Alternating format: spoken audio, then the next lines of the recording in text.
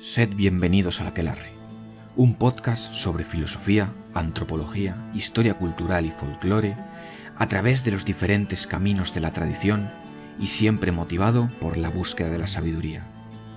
Acercaos, permitid que sus fuegos alumbren la medianoche del mundo y que un servidor os haga de guía a través del bosque oscuro.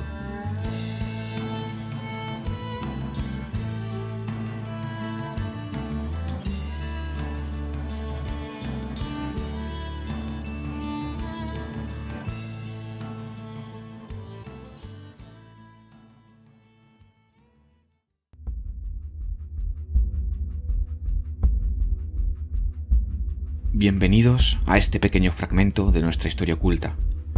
Y creo que no podía ser de otro modo para un medio que se llama el Aquelarre.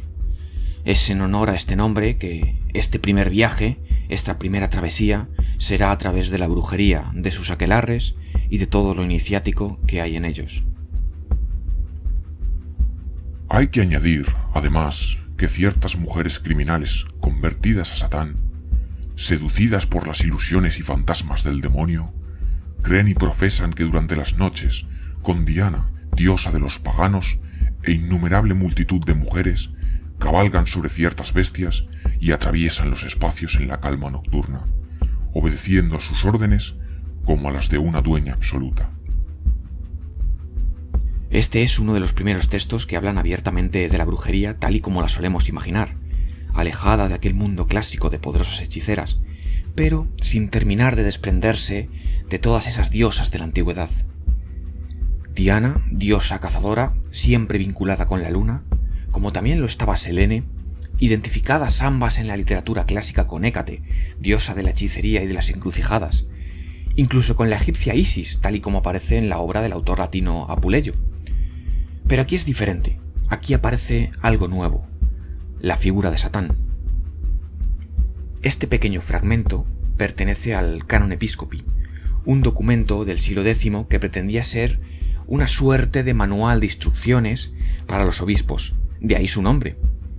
Pero si ha pasado a la historia es por contener algunas de las primeras referencias conocidas a la brujería. Lo que dice es muy interesante y no debe conducirnos a error, esto es muy importante. No afirma que las brujas adoran verdaderamente a Diana, diosa de los paganos, sino a Satán. Es el diablo el que manipula a las brujas, las engaña para hacerlas caer en falsos ritos. Son los demonios los que crean toda la farsa de la brujería. Porque eso es la brujería en este periodo, un delirio, puras alucinaciones. Debemos entender que esta consideración de la brujería como una mera fantasía, como alucinaciones producto de los demonios, realmente tiene su sentido de ser.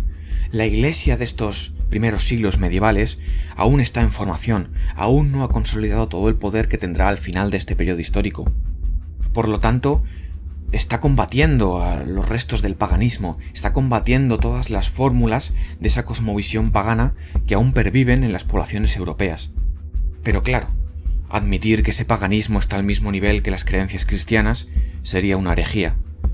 Por tanto, hay que hacer algo diferente. Tiene sentido, por lo tanto, considerar que la brujería es algo fantasioso, algo irreal, algo que no existe a los ojos de esta primera iglesia formativa. Unas alucinaciones que con la llegada del siglo XIII se volverán muy reales. La cristiandad ya se había asentado, y Santo Tomás había redactado su filosofía. Un pensamiento que para el caso de la brujería se resumía en una de sus líneas.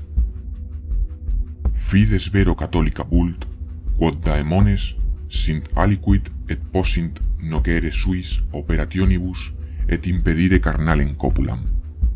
La fe católica quiere que los demonios sean algo que pueda dañar mediante sus operaciones e impedir la cópula carnal.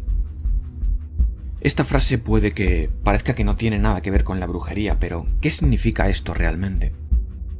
No solo el reconocimiento de que los demonios son reales, sino que también sus poderes e influencias lo son. Y por tanto, los brujos y brujas no serían personas delirantes, sino pecadores de pleno derecho, capaces de realizar prodigios sobrenaturales.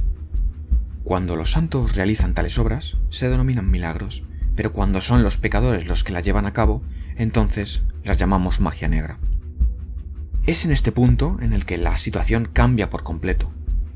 El diablo se hace verdadero, hace acto de presencia y se materializa a través de los herejes y de las brujas.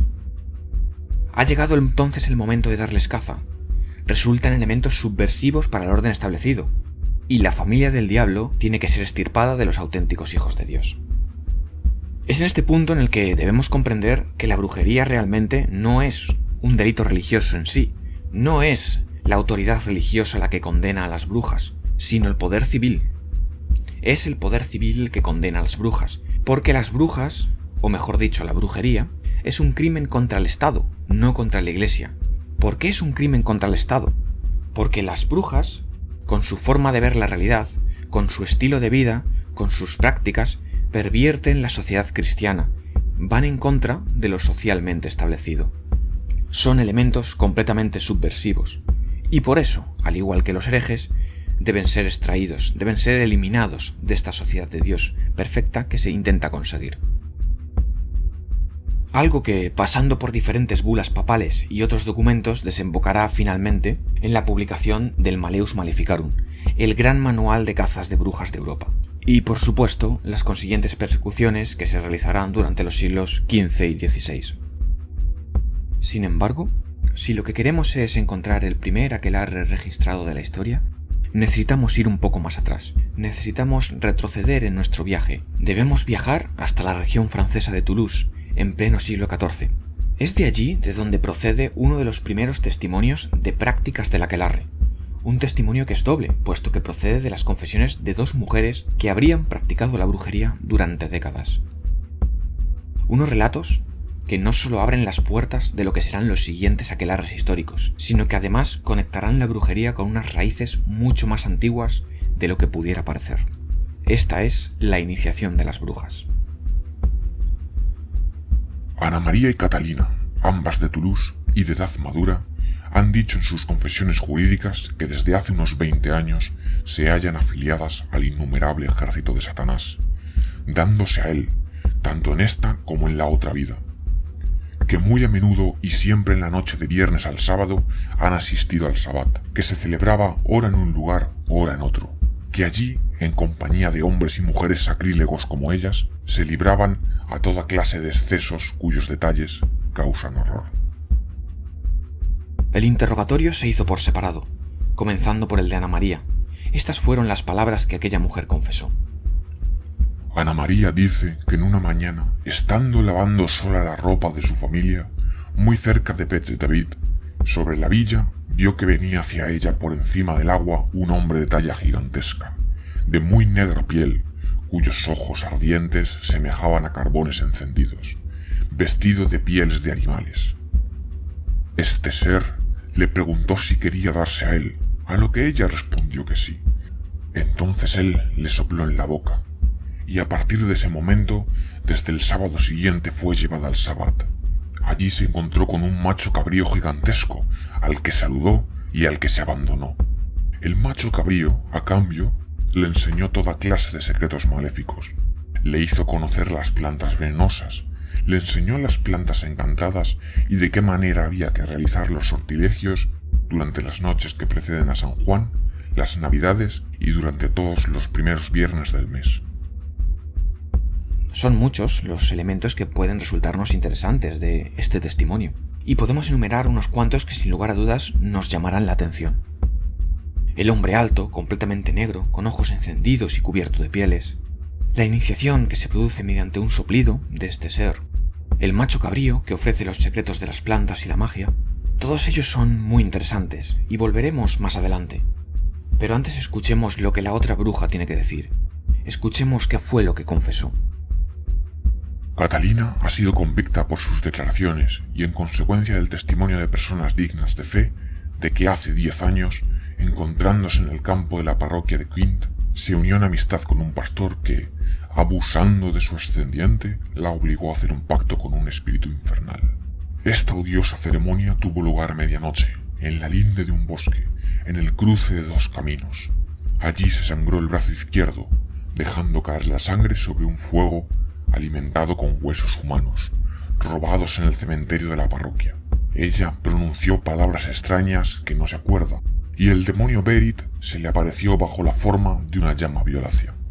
Cada noche del sábado caía en un sueño extraordinario, durante el cual la transportaban al Sabbat. Interrogada sobre el lugar en el que se celebraba ha confesado que ora en un lugar, ora en otro, en los ribazos de Betz David, en el bosque de Bucón, en medio de la llana que se extiende entre Toulouse y Montauban. Otras veces más lejos todavía, en las cimas de las montañas negras o en los Pirineos, y en países que le eran totalmente desconocidos. Volvemos a encontrarnos con elementos sorprendentes, pero que resultan fascinantes. La figura de un hombre que interviene para realizar un pacto con un espíritu infernal, el escenario sobrenatural, a medianoche, la linde del bosque, la encrucijada de caminos, los viajes en sueños al Sabbat y el vuelo hasta las cimas de las montañas y países lejanos. Encontramos puntos en común entre ambos relatos.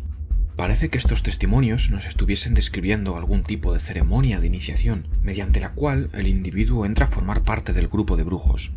El aquelarre sería entonces tanto la celebración de ese grupo como el rito de iniciación en el mismo, y estos elementos se van a repetir una y otra vez en los diferentes testimonios de aquelarres a lo largo de la historia. Incluso aquellos que tengan lugar en el Nuevo Continente, desde América Latina y los juicios de Salem hasta los casos de brujería en Zugarramurdi. Pero, ¿qué se puede esconder verdaderamente detrás de estos aquelarres? ¿Son fantasías?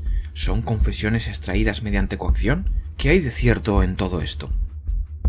El antropólogo Julio Caro Baroja, autor entre otros de la obra Las brujas y su mundo, estudió en profundidad casos como los de la brujería vasca, no solo a nivel de creencias, sino también el modo en el que actuaba lo que él denominaba la secta de los brujos, y de este modo llegó a afirmar que los aquelarres tenían más en común con los misterios del mundo antiguo, como los de Eleusis, por ejemplo, que con aquella visión satánica que se les pretendía dar. La forma en la que se captaban miembros, la jerarquía de los brujos, las enseñanzas del macho cabrío, incluso el reconocimiento como secta, mostraba indicios de organización, de linaje de transmisión de conocimiento. El linaje, esa cadena de sabiduría entre maestros y aprendices, es algo que está presente en gran multitud de corrientes espirituales. Lo podemos encontrar dentro del budismo y del hinduismo, lo podemos hallar en el sufismo islámico, y por supuesto lo encontramos en el camino espiritual más antiguo de la humanidad, el chamanismo. Y es curioso cómo muchos de los patrones asociados a la brujería a lo largo de la historia se pueden encontrar reflejados también en el chamanismo. Pensemos, por ejemplo, en los testimonios de Ana María y Catalina para ilustrar mejor esto. El hombre negro es un arquetipo recurrente en la brujería, pero en este caso está actuando como elemento iniciador. Es el desencadenante primero, como aquel brujo que se lleva al niño al aquelarre untándole por primera vez, como podemos encontrar en los casos de brujería vasca. Ese suplido que se describe bien podría ser el equivalente del unto, algún tipo de sustancias propiciatorias para el trance, que permite volar hacia la reunión con el diablo. Y una vez en el Sabbat, es el diablo en forma de macho cabrío quien enseña todos los secretos al nuevo brujo, un conocimiento que luego puede poner en práctica. En el chamanismo podemos encontrar un paralelismo con todo esto, pero quitando ese barniz cristiano que rodea el relato. En el chamanismo se produce un primer trance, un estado alterado de consciencia a través del cual se entra en contacto con un espíritu, y es ese espíritu el que transmite los conocimientos al chamán. La forma en la que se accede a ese vuelo espiritual es lo que, por ejemplo, Eliade denominó técnicas del éxtasis. El testimonio de Catalina, afirmando que el viaje vendría a ser una especie de ensoñación, corroboraría esto, del mismo modo que el vuelo en escoba es una explicación de este mismo fenómeno. Técnicas del éxtasis hay muchas, desde tambores hasta ciertas sustancias. En el caso de la brujería existen algunas muy estudiadas, como el estramonio, el beleño negro, la belladona o la mandrágora. Plantas de la familia de las solanáceas que producen estados alterados de consciencia. Incluso en algunas partes del mundo se siguen utilizando plantas de esta misma familia en contextos chamánicos para producir estos estados alterados. Podríamos también afirmar que todo es una alucinación, producto de las drogas, pero aunque así fuese, estaríamos admitiendo la existencia de un linaje, porque sustancias tan peligrosas como estas no pueden ser ingeridas sin contar antes con un conocimiento previo. El método de ensayo y error no funciona. Necesitas que alguien te instruya en su uso, o de lo contrario, la muerte estaría más que asegurada. Por tanto, existe una transmisión de conocimiento, es necesaria que exista. Es en este mismo sentido en el que podemos afirmar que existe un paralelismo de fondo entre la brujería y el chamanismo, aunque su forma sea diferente. Y es esa estructura iniciática la que se repite una y otra vez a lo largo de la historia en los diferentes contextos en los que podemos encontrar brujas. Teniendo esto en cuenta, quizás los primeros obispos no estuviesen tan mal encaminados al decir que las brujas adoraban a Diana por ilusión de los demonios. Si, como afirma Caro Baroja, la brujería tiene tanto que ver con los misterios del mundo antiguo, puede que el problema de los primeros cristianos con la brujería fuese de malinterpretación. Malinterpretación de unas prácticas espirituales que les eran completamente ajenas. Quizás el afán de consolidar la cristiandad y el deseo de destruir los restos paganos que quedaban del mundo antiguo fuese lo que principalmente motivó esa malinterpretación. De cualquier modo, eso no impidió las enormes cazas de brujas que se hicieron durante los siglos XV y XVI. Algunas regiones de Francia y Alemania fueron especialmente castigadas por este tipo de persecuciones, especialmente a lo largo del siglo XVI, cuando brujería y licantropía, porque brujas y hombres lobos siempre han estado intrínsecamente unidos, eran condenados y perseguidos a sangre y fuego. Gran Bretaña tomó también parte en este proceso, y algunas de las ideas que habían fundamentado las cacerías en el Viejo Mundo se exportaron luego al nuevo continente. Los juicios de Salem no dejan de ser una consecuencia de aquella paranoia social. A donde nos estaría conduciendo todo esto sería a un enfrentamiento de cosmovisiones, a dos formas radicalmente diferentes de entender la realidad, o al menos eso es lo que pudiera parecer a priori, porque en el fondo estas dos cosmovisiones, estas dos formas de vivir y de sentir la realidad, no son tan diferentes entre sí, aunque eso sería ya historia para un futuro programa del Aquelarre. Pues con esto vamos a concluir el primer capítulo dedicado al Sabbat y a las iniciaciones de las brujas.